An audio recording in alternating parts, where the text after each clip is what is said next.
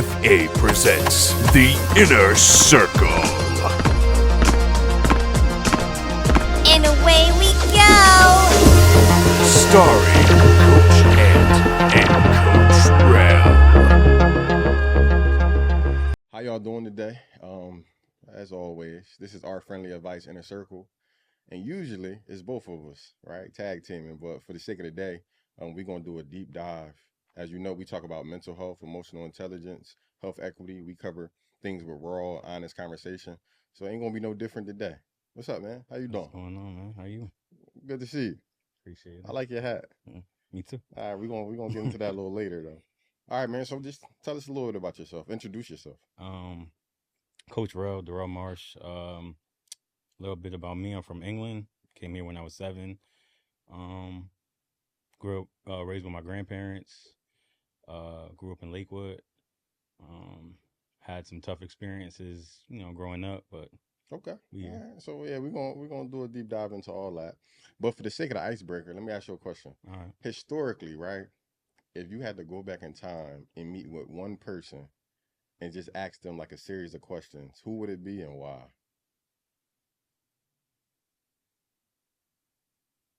Usually, I would say somebody like I would say someone like Tupac. Tupac. But going back, I'd probably go with my grandmother. Your grandmother? Mhm. Why is that? Getting to know her more now, I can see that she just went through life and figured it out, but didn't seem like the type of person that was asking questions at the time that she was going through these experiences. Mhm. So I would go back and ask her what's on her mind and what's on her plate and how did she get through it. Okay. Stuff like, and then figure it out from there. Okay. And then one more question. Mm-hmm. So think about life for a second, how your life kind of turned out. And if you had to do it all over again, what would you be and who would you be? If I could go back to a signature point in time. If you could do it all over again, maybe you want to be somebody different, maybe a different whatever. Oh, like I had the choice. Ideal life. What would your ideal life look like? Ideal life is I come from either a lower end or middle class life. Raised myself up to be a multimillionaire and giving back to the community, where I'm fostering relationships and I'm building high school kids into things that they never thought possible. Okay, so you on par. Well, all right, that's good to know. All right, so I like to start things from the very beginning. So let's start it from the beginning. Let's start with your parents. How was that relationship? How is it now? And what's going on with that? From my understanding, I only have I call her my egg holder. So people call her mom. I call her egg holder. I reserve moms for women that actually provide that job. But we don't. Growing up, we didn't really have a relationship. I would say from my middle ages till now. Now I would say our relationship is getting a little bit better. We speak. There's no resentment or anything there, but there's no on my end. I can't speak for her, but on my end, there's no like deep bond. I never really knew my dad. I had glimpses and images of my father. Like pictures, or you like physically? Like physical memories. Like I do have a picture. I have one picture of us together. I think me and my dad severed ties when I was like 4, when I was in England. Yeah. Okay. So overall, England just wasn't a good experience, or was it a good No, experience? I loved England. I had a fondness. I kind of to this day don't understand why my family decided to come to America. For everything they built up being in England. So for me, I'm a little lost, especially the advantages like the healthcare system, better schools, things of that nature, time off from work that you get, and the longer you at that job, you accrue more time off. So I don't understand it. Other than I just got the recent story that my grandfather was trying to be close to his mother, who was from Jamaica, but ended up coming to the States and living with his brothers and sisters before she came to stay with him for a period of time. Okay. And so growing up, right? It seemed like there was some issues there as far as like with your mom and your father, not stepping up to the actual responsibility of the title. did you kind of have any resentment growing up? What was your childhood like? You was close with your grandma. Walk me through that. So start with just with your childhood in your school, like growing up in like school, elementary school, middle school, high school. Um, so going back to my father, I remember. So I don't have too many memories, but I remember I was at his house, and I know it was his house because I remember there's like the smell. I remember the certain people's faces. I remember, and I think an event that actually got me like hyper sexualized is I was taken into um a closet by an older female. Thank God for that. What age? Um, I had to be 4 Okay, at the time because that was the like I said before that was the last time we severed ties. okay. So um, At your father's house. mhm. Okay. It was a group of kids. You know how parents let kids, cousins, and Yeah. friends just run around. Hmm. And I remember her vividly taking me into the closet and like obviously I don't know what that body part do other than excrete and go to the bathroom. But I remember her fondling it, and I remember now at a time my grandma told me I used to get in trouble in school for like older things, like what older people would get into. But like as a young kid, I shouldn't have known about it. I shouldn't have been doing it and Okay. knowing about it. So I think that's where that had some effect on me and my sexuality, like being hypersexual. Mm-hmm. And then I would say I remember there was a certain period of time where I wasn't allowed to see him anymore. Mm-hmm. I didn't have the backstory on it. So at that point in time, I just knew I wasn't going over there. Um, I used to either get a tax. They paid for like a taxi or a cab to like take me over there, and that ended up stopping. And then on my mother's end, the story was that she was finishing up in school. So the agreement was that I would come over to America with my grandmother, and once she was done with school, she would come over and take responsibility. Time passed, that didn't happen. She would come and make empty promises, um, and say things like, "Oh, I'll be here soon" or whatever. And then birthdays would be missed, Christmas would be missed, but empty promises would be given, and it just ended up, um, it ended up in me in a space like I didn't care anymore. Okay. So I stopped. That is a point in my life where I figured out that you can't depend on people, and relying on trust to come to certain aspects. That's where my belief in trust comes from. So Okay. I don't believe in trust At all. at all. I believe people are going to do what they want to do. That's advantageous for them. And Mm. if it's advantageous by byproduct for them, by what they're doing, then you would take advantage of that. But for the most part, I think people are most likely self-serving. Mm-hmm. So whatever serves them most. And then then transitioning that and that dynamic in that relationship, and I'm an only child. So I came here in the older generation. My grandfather, I think, had disdain toward my mother for him having to take the responsibility of a child after he raised his 3 kids and they're grown, and now he's in America building, himself up. Now he has to take care of when I came here, I was six turning 7. So um, him having to go through that, and I think he let the brunt of that relationship be placed on me. We are not close. I would say that we tolerate each other, and at times sparks fly because of he's Jamaican. So to the core of his roots, a child is to be seen and not heard, and I'm not that type of person. Mm. So you won't from an early age, me and him just got at it. Okay. And then to your question of like my childhood Yeah. here, Yeah. childhood here was rough. I got bullied a lot. I faced a lot of racism as well, especially from being black and then being different and then talking British. So I tried to lose my accent as fast as possible. I had eggs cracked on me, eggs cracked in my book bag. I had been spit on. I've been jumped I'm talking about like older boys. Jumped me, white boys, Spanish boys. Um, yeah.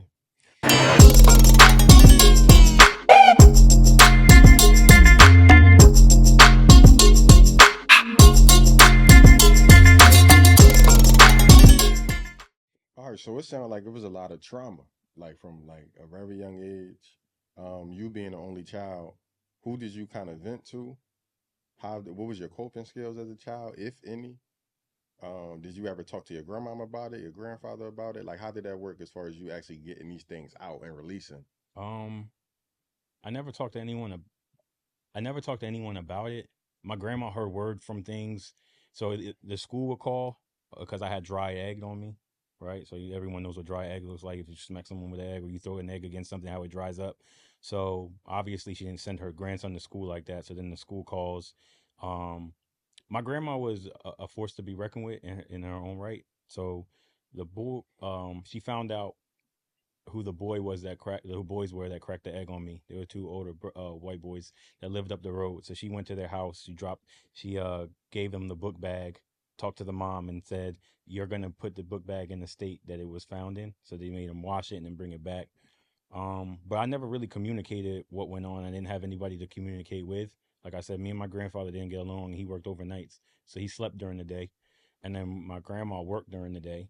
So when she got home, it was come home, cook, make sure there was food on the table for my grandfather and me, and then handle what she needed to handle. She would pick up with the school stuff, so that was important to her. Jamaicans are in love with school. It's a Caribbean thing. You have to succeed. Um, and you they All want A's. You had to get yeah home, bring home all A's. yeah, and they want you to Yeah. be better than what they want to. So there's no conversation of what you want to be. It's I didn't get to go to school, so you're gonna go to school. So what was their expectation of you? Like, okay, so the bullying was happening, but at the same time, it wasn't much of a release, or you ain't had nobody to talk to, but you still had to overachieve in school. So how did your grandma kind of view that? How did your grandfather view that? My And what was their actual like sentiments towards you? Was it some type of, well, your grandma defended you in some type of way, but did you feel like you were heard or seen? Well, everything was. If you Caribbean, you know everything is a comparison. Okay. So when my grandma found out about certain particular friends, she compared me to them. Mm, So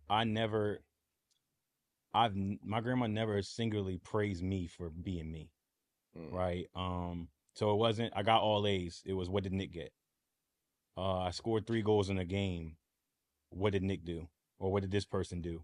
It wasn't like my grandma will see from even now. It's like a Caribbean thing. My grandma will see me now, and she doesn't say nothing. Like she won't even say hi. It's like if I don't have my hair done, you're a disappointment. Like why your hair not done? Mm, It's not.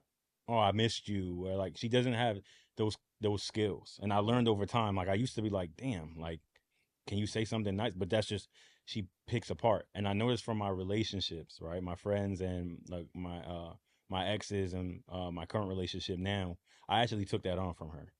Um, I'm I'm just a pessimistic, negative person usually, but I do pick apart people. So, okay.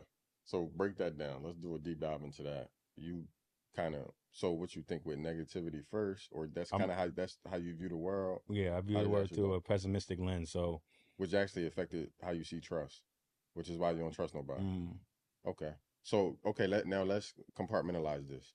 Let's start with your friendships first, because you was the only child. Did you have friends in school? Did you develop friends? At what point did you develop it friends? took me a while to develop friendships. Like Like around what age? What?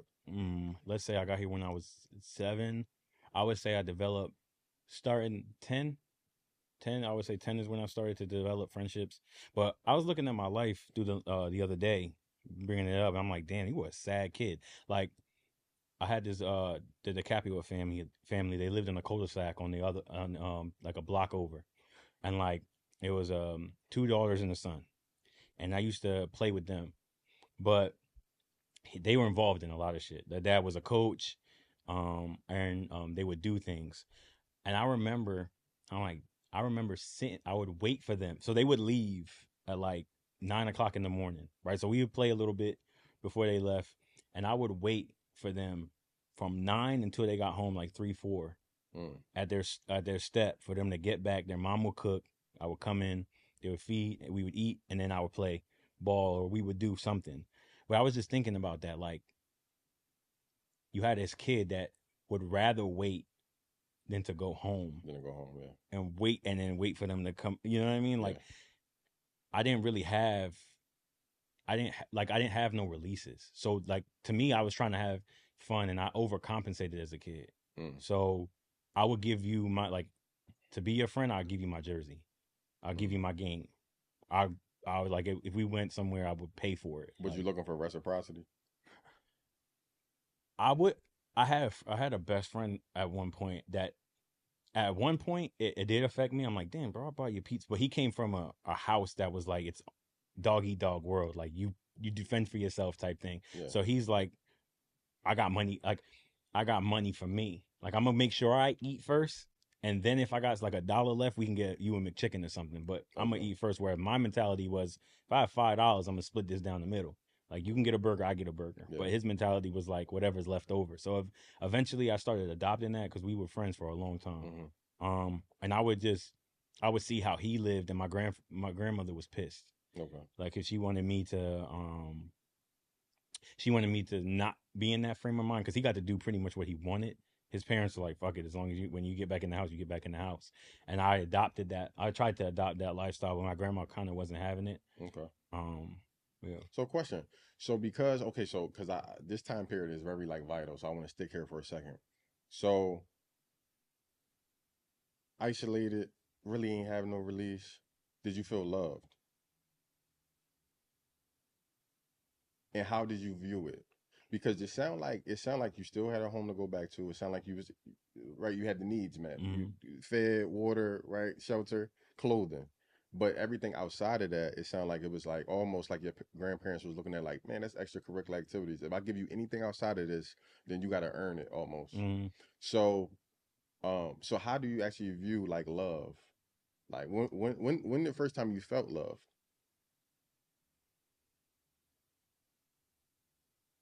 The first time I felt love was when I got a compliment. Okay. What was the compliment? I don't remember instinctively what the compliment is. I just know that the feeling of being complimented made me feel good. It didn't come often, and it came by. It could be a stranger, it could be anybody, but it just felt good, and that's what I never chased that feeling though.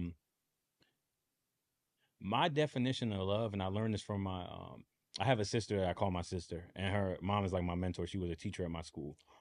And she would tell me all the time, you picked the wrong girls. And what I would do, my definition of love was to give people what I didn't receive.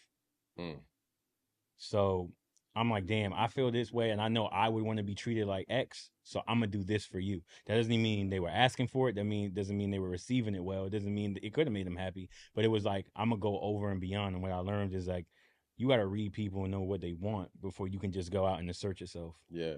So I had understanding one time. I was watching a movie and I was like, damn, that's me. I realized that the love I was giving women was the relationship I wanted with my mother. And a woman can never love you how a mother would love you. That's two different types It's of two love. different loves. Yeah. They're not responsible for that. Correct. And I was putting them in that sense, like in that frame of mind. And I'm just like, damn, you're not complimenting me. It's not good enough. When I'm like, you're not perceiving things before it happens. You're not, being there for me. And then I looked at it. I'm like, well, this isn't what a girlfriend's title is. This is not what they're supposed to do. So I realized that, and then I had to reset my mindset and what I was looking for in women, and realize that that's unattainable. Yeah. And then once I realized that, I'm like, well, that's because I didn't have a mother's relationship or didn't know what a mother's love was. But what's funny about it is my perception of love came from shows, like TV shows, like Fresh Prince of Bel-Air, stuff like that. Because you never seen it. So that was your first time actually seeing it on the screen. Right. Because my grandparents are like, if you Caribbean, they're not showing love like that. So let's do a deep dive into this. So because of that, because of the lack of love that you had, walk me through like high school. So throughout high school, when did you gain your confidence then? When did you actually start realizing who you were? When did your identity kind of start forming? Not coming to completion and not working on, but forming. Like when did you first? I think I started building my identity in like 6th grade. All right, so 6th grade, middle school. Because I was always that person you couldn't tell what to do. Like whether you're an adult, whether you're a kid, like I'll get my ass whooped, I'll fight. It is what it is, but you're just not gonna punk me. You're not gonna tell me. You're gonna hear my voice. Like that's a thing. I'm gonna speak up when I want to. I'm more observant, right? But I also had the frame. Like I've always kind of been one of the biggest kids in school, so I've always had that about me. When it got to high school, I'm personable. So I would say, I'll go with a large picture, and then I'll bring it back to the short picture. When we had graduation, and everyone's cheering for you, I had one of the loudest applause, and I was like, I was a popular kid, but I wasn't the most popular kid. Mm. But I was thinking the most popular kid would get the loudest applause. But then I realized, like, I was in with everybody. I was in with the soccer team. I was in with the basketball team, on the track team. I was with the kids in track zero. I was with, you know what I mean? I knew everybody, and we had 2 cafeterias. So I like went between both cafeterias to hang out with my friends and talk to people, check in with people before. Um, so I was building an identity up of like a popular kid that knew everybody. Um, I kept the balance in high school.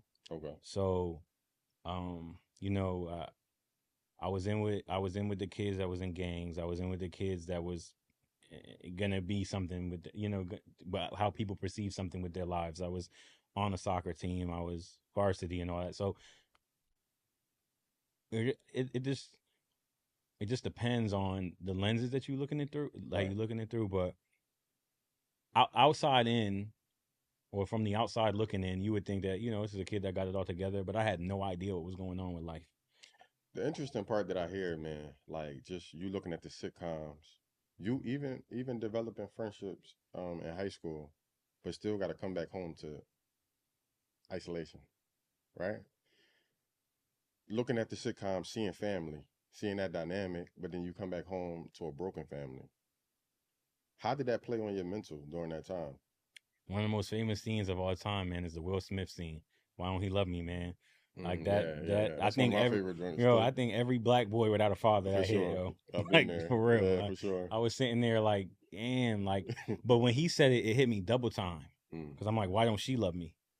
So the mom and dad. Mom and like, I'm like, damn, I don't got neither. And then I see it from but I look at it as like he still was on the up and up because you're in Bel Air. Yeah, you still got something going. You still got going on, and that family does show you affection. Like my grandmother is not an affectionate person, and my grandfather damn sure ain't an affectionate person. So there's things that I question with my family, and I'm just like, and recently got engaged in these conversations, and I'm like, none of this crossed your mind, like none of these things you having this boy, like, and who I turned out to be. Like when I look at my friends that got arrested or in jail for whatever they're in jail for, Right.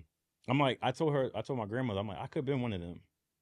Yeah. It ain't because of you, because I chose not to, but like, it's not because of you. And I asked my grandma when I was like 21 and 24, like, what would you have done if I brought a kid home? I'm 32, just turned 32. I still never had a conversation about sex with my family. Nobody. Okay. Now my uncle, and that's another thing too. Like nobody in my family bothered to foster a relationship with me from like a parent or an adult figure to like say, I'm gonna take this child on my wing. Yeah. Nobody said this is what you do, this is how you go about it. Nothing. Man, so let me ask you this. So like the closer you was getting to people and you get to see behind the scenes of what was actually going on, did a part of you have some type of envy or jealousy towards what you were seeing? Did you speak to that part? I was envious of moments that I seen. So for instance, American tradition is different than I know English tradition to be. So like for birthdays, if parents are coming in bringing in cupcakes and stuff like that. My family ain't do, like my family never came in with cupcakes and cake. So I'm watching year after year people get celebrated in the classroom. I'm not having that. When I made all honor roll, perfect attendance and all that stuff, I think my grandma may have been able to come to one or two. My soccer games, count on my hand how many times my grandma was in grandfather able to show up. So yeah, it was, especially when you see, like I was close to my boy Nick, and he has both parents Spanish, so they have that sit at the dinner table. It's in the dinner table. We having dinner. Mom's cooking rice and beans and some type of meat, and we're eating it together. And I watched that, and then I see how much he poured into his sons. And how they could have been anything in life. They chose to be pastors, so that's No, that's both of them. okay. Yeah, and the his brother Matthew was like super smart, so he could have been anything he wanted to be. But he said the faith called him, so he that's what he went into. Okay. But seeing that, yeah, obviously, and I think in certain moments, parents that see it, in any culture, would that have any dignity or like or love, see children in that respect and try and take them under the wing, but you're still not theirs. You know what I Yeah. mean? They still got to foster their relationships with their children and spend money. You know what I mean? And they don't have the time, especially depending on the economy you're in. So, Okay. So, what's your biggest accomplishment in your life so far?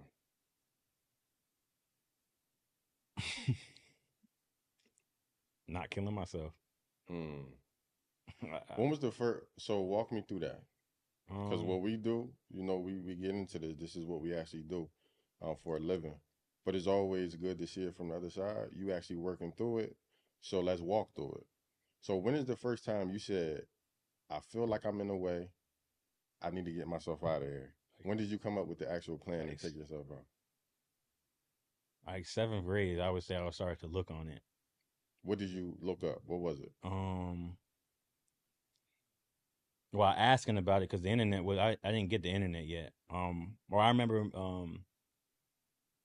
like asking, like you have friends that like talk, you talk to you have people that was like, yo, so and so tried to take themselves out, or so and so had this situation going on, and you would ask about it. I had like my best friend at the time, sister. She tried to take pills. I remember her talking about that, and she was younger than me. And I guess the fact of like the dynamics of her family and how her mom and dad were like, they weren't together. He lived in like Vegas. And like I think that got to her, and being a girl and having to go through life with that. So then you try and pull information, and I remember Google searching it at the time whenever that was accessible, but there's nothing that pops up. I think Google makes sure that you can't have access to how to kill yourself. So I remember that. I just never had the balls to. Um, I'm a very conscientious person. I try and think a lot. I'm an overthinker, so I'm just like, what if it's worse on the other side? That's my thinking. Like it could be ass here, but it could be more ass on the other side. So it's like that's what takes the cake. But I don't think that battle ever ends. So you still currently go through that? I go through that all the time. But there's things like So what keeps you? What keeps you sane? What keeps you? Because look, and this is very important for us to talk about, right? Because you'll find many times that people number one like coping skill is isolation, but suicide happens in isolation. Rarely do people kill themselves publicly. There's always when nobody looking, and there's always the things that's unseen and unheard that allow you to take yourself out. The things that you can, because as I'm listening to you, you say, "Yo, it was, for majority of your life, you spoke up for yourself."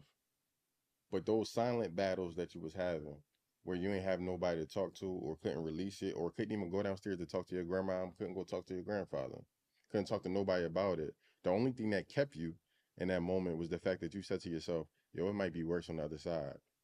So it was like almost like the battle with two evils at that point. So how do you actively work through it now? Now that you actually, okay, first of all, let's park that for a second. How do you view yourself right now? Do you see yourself as successful? I see myself as a failure. Failure right now? Yeah. Okay. I look at my life. Why is that? I look at my life and I always feel like I had like a whisper in my ear and in my dreams and in my memories telling me that I was supposed, like in my mind, I'm supposed to be this pivotal changing point for society. Like if you ask anybody, since I was younger, I always wanted to have a voice for those that didn't have a voice, for the voiceless. And I always tried to like, I'm gonna come up with this plan. Since I always wanted a community center to bridge the dreams of other, help bridge the dreams of other people. And I just feel like I have failed at that plight. I'm not there. I haven't done it. And I just feel as though I haven't done the things that I thought I was capable of. And then looking back, I'm like, but again, everybody has their timelines. And that's the battle between my mind. Because I can think of one exit strategy, but then I can think of a portal that's like, well, everybody has a different timeline. Like certain people didn't become successful right away. right? And it Absolutely. didn't come together as they planned it. And that's the thing of life. You don't know what to expect. And to answer your second question, I think I put my mind in different areas to give me more time. So for instance, in my relationship with my girl, um, I'm trying to get a house for us, right? Like, so that puts like, all right, that's a mission. Let me get that mission accomplished, which adds more time. So it makes me defined and goal driven in that direction. Um, so I just try to add things to my plate in order to. I remember you talking about like working depression. Mm-hmm. It's like, all right, I'm gonna table these feelings and these emotions now because these things are more important. So I'm gonna get to those things. I'm gonna try and get to those things and table this. Absolutely. So, yeah. So, in the next 10 years, 54% of people will walk around with not just depression, but functional depression, high functional depression, where you could do day-to-day things but still operate in depression, which is actually a little bit more severe because you can't really look and detect it, right? They Mm-hmm. not sleep in their bed. You still got the motivation to get up. Why? Because you created a representative, but your identity truly is broken and you don't know who you actually are. So, is that what you're saying? Or do you operate off of functional depression as we speak? In my mind, bro, I just be living. Like I'm waking up, figuring Day as you day to day, day to week to day. I'm week. just trying to figure this thing out, bro. Okay. I'm moving the boards, moving the keys, trying to figure it out. Okay. So, question for you. What promises did you make to yourself that you haven't fulfilled yet? Other than the hub, right? You answered about the hub, but what else outside of that, from an emotional standpoint, from a vulnerability standpoint? What's some things? What's some things that you made promises to yourself where you was like, man, I don't know if I'm gonna get there. High school, I said to myself, I have a time limit on when I want to be a father, and And what time limit was that? I wanted to be a dad, but like 25 to 30, So why you ain't do it? because I don't feel like I'm in the space to be able to do it. And I don't want to be. And I know it because I'm in the field. I'm in social work, so I get it. I know what a child needs to feel successful, not the things that we feel as though they need. Most children just want to be loved, and how they provide that love, they don't even remember the circumstances of what poverty feels like. So I can look at it and understand that, but it's what I want to be able to do for my child, and that's what propels me to not have a child because I don't feel as though I can do it yet. But So wait, hold on. Because I look, nice looking guy. I know you got a girl now, but prior to your girl, I know you was doing your thing out here. So you telling me that you ain't never ejaculate in a woman, and just like whatever happens, happens. bro, I'm gonna be real for her. My as hype. This is the thing of the overthinker in me, right? Like I said to you, I think when I was molested, it took over, so I made me hypersexual. So I used to get these like call-ins, bro, like call-ins to like, and it used to be bad. I used to tell my best friend, I'm like, bro, it would get to the point of like a migraine, how bad I wanted it. But then when I thought about it and I learned about sex, because um, I was in my mind I was a sex guru. Like I was researching everything about it, and when I seen all the sexual diseases and pregnancy stuff, it scared the shit out of me. So I'm like, this ain't worth. You know what I'm saying? This like chasing that ain't worth it. So yeah, like I always say this: what my current body count is now is nowhere near what it could be, Yeah, because I've turned down a lot just from the fear of, well, what if this person gives me this? yeah. Right? What if I do that? It wasn't worth it to me, like the trade off. So um nah, man, I was scared of it. Now I've done my thing, but Yeah, because I'm still a nigga at heart, but yeah, like right. So okay, all right. So cool. So you had a healthy sexual appetite, right? mm, So do you believe in monogamy, polygamy? You operate on vibes, like how you? I don't believe. All right, so I'm gonna say this. I do not believe monogamy is real. Okay, so But you don't believe that one woman can be with one man for the rest of their life. no. So what you believe? So I believe that I believe a man and woman can come together with an agreement. So, for instance, a child is the most successful when they're in a nourished environment, when they have a mom and a dad, right? but the mindset of the woman is damn near the baseline of the relationship, because if she's not happy, that whole family will crumble, right? So if women perceive that they don't want to be cheated on, and disloyalty is going to subject us to be broken up, I think that you need to come to an arrangement. Now, how that arrangement is made between you and that woman is up to you. I don't know if that's equal into threesomes. I don't know if that's getting a hall pass. I don't know if that's just solely committing to that woman and saying, I'm gonna be with you. But I don't believe it's natural. I don't believe you know what I'm saying. I don't believe it's natural, especially for men. So you believe that men is not disciplined enough to be with one woman? I don't think it's discipline. I don't think it's part of your nature. Gotcha. I just don't think it's part of men's nature. I think if you look at statistics, right, and you just look at the facts, there's a reason why this is an issue year after year after year after year, and why men fall short. Because it's not a realistic. Like I said, I got a lot of girlfriends, right, and I get into this like men are dogs and all this stuff, and I ask a simple question. I go, what percentage would you give that men are dogs? And the lowest number I've ever got is 85%. So I'm like, you believe that 85% of men are dogs, but you're gonna find a man in the 15%. And what they say? And they're like, I'm just never gonna settle. So it's like understandable if that the thing that I don't understand for women is, I believe, and this is just my belief, I believe that men and women are not the same, and we don't owe each other the same things. I think a woman owes a man sexual loyalty, right? That's the highest thing. A woman or a man sexual loyalty? Yeah, I think a woman, the highest thing that she can give to him is her womb and herself. I think the highest thing a man can give a woman is his life. Break that down. So, what's the example of that? So in the form of protection, we're out. I'm willing, with my girl, right? I'm willing to give my life up for her, right? Because that is the girl I have taken on. If there's a sense of danger, is she willing to give her life up? I wouldn't expect her to. That's the difference. When I'm going into a relationship with I would look like if you had a shorty, right? And it came out and there was a video and shots were firing, and I seen you duck and not protect your woman, our relationship, mentally, our relationship wouldn't be the same. Because I'm like, you're not carrying out the order of what a man is in my world. And if a woman were to protect you and take the bullet for you, I would look at it as strange. But I wouldn't look at it as strange if you lost your life protecting your girl. Because I just feel that that's what a man's notion is. You're supposed to protect. So if someone breaks into the home, right, the first line is the man. If he fails the mission, then the mom goes. If she fails the mission, then the kids die. Right? Okay. So that's how I look at it. But I don't believe a woman owes a man her life. Now, if she wants to do that and she loves a man deep enough that she's going to go out because that's what she wants to do. But obligation, I don't put it there on the woman.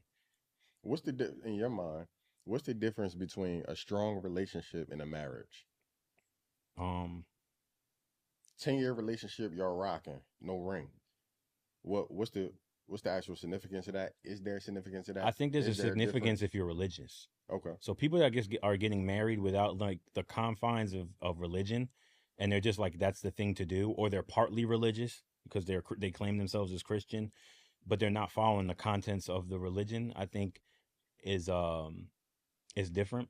Because I believe that when you get married, the sealing of the vow is that you're putting yourself above something, right? That's that connection with God. So you're saying to your God, I am making this announcement that this is my person. So there's a level of expectation there that is different than if two people are just rocking out. Can those relationships look alike? Yes. But I feel as though it's not the same. Because when I'm devout, like a person that is regimented, right, is very routine, is not the same as a regimented religious person. Okay. Right? They have a person that they answer to. When you just have a routine, you answer to yourself. Are you religious? I'm spiritual. Okay. I wouldn't say I've devoted myself to God as of yet. I'm still trying to figure that out in my overthinking ways, but it's a work in progress. Okay. All right, nice. All right, so going forward, man, how do in the next 5 years, how do you see like your life? Next 5 years, how do you see your life kind of laid down? Next 5 years, got my master's degree for counseling, got a house, first first and second kid out the way. Then that's it because I only want two. I'm building with my woman. If that does not happen, do you still view yourself as a? No, I just got to change the plan. I don't think life in that regards you can be unsuccessful in. Yeah. Okay. All right. Cool. All right. So, question, real quick, elephant in the room. Your hat, make Tory Lanez free again. That's me. So, let's do this. So, how you feel about Tory Lanez and that whole situation? I just feel, the situation just doesn't make sense. And I'm not for believe all women. So I believe in finding out the truth. I believe that when she made her claim, all right, you made your claim. Now let's find out the truth. And once her best friend got the immunity deal, I'm like, yeah, it's over for Bull. Like, you don't get an immunity deal because you didn't do anything. You get an immunity deal because you know something. You know you're either partly guilty or all the way guilty, and you're giving the story first. And you may know if and this is a man's burden, right? If he feels as though he can't say anything, he's fucked. So I feel that's the way. And I've been following his career. That is a weird thing to do as a man. No altercation, no anything. And if you look at the storyline behind it, whenever a musician gets the masters in a power that is in a place that they got their masters and they no longer are owned by a company, weird things start to happen. So you think it was set up? Yeah, definitely. I definitely think it's a setup. Okay. All right, cool. So free my boy. Okay. All right. So last question for you. At Art Friendly Advice, we always end the same way. What friendly advice would you give to your younger self? Pick yourself, stay dedicated. When you're young, the two things I would say, when you're young, you need to master your body because you don't have finances. You don't have the ability to really make finances. You can do side hustles, but you don't have the ability. So master your body, pick a craft and try your best to find out as much as information and build yourself to be resourceful in that craft. And go as far as you can with it so that it can open up doors to other things that you may want to do in the future. Okay. And then what was the other part? I like to the younger people, like what would you say to them? Give them some advice. Younger people to the youth is you can look right into that camera. Don't let anyone silence your voice, whether it be family, it be friends, it be strangers. And do the things do the thing that makes you happy. Don't chase what other people. Don't chase things that make other people happy. Do it because in the long run you gotta live with yourself. One last question: would your younger self be proud of your older self? Not right now. Not right now. So we still working. We still working to get there. Yeah. All right. Well, we're gonna work, man. I appreciate that. All right. So we appreciate Coach Jarrell for being vulnerable, open, transparent. Usually he sit on the opposite side and he interview, but for the sake of this episode, we did a deep dive into his life, man. Powerful stuff, very impactful. We're gonna continue to do the work out here. All right. Appreciate you. What's up, y'all? If y'all like with this conversation that we've been having, the inner circle, man, first of all, if you want to be a guest, feel free to hit us up, man. We're going to look into your credentials, see who you are. If you fit the criteria, then feel free to sit down on this couch right here, the hot seat. And another thing, like, subscribe, and lock in with us on all social media platforms, Our Friendly Advice. And to visit our website, it's ourfriendlyadvice.net. You can book us there. Y'all enjoy the rest of your day.